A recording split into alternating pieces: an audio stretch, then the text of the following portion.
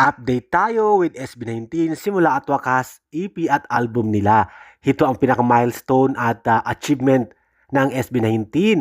Ang naungusan nila, si Lady Gaga, isang sikat at pinakamalaking musician at artist sa buong mundo.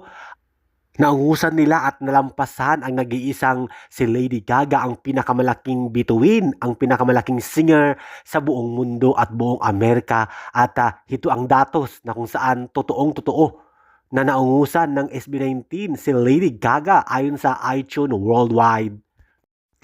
Datos po yan ng iTunes Worldwide, top 2 ang SB19 at top 4 si Lady Gaga, at nireport po yan.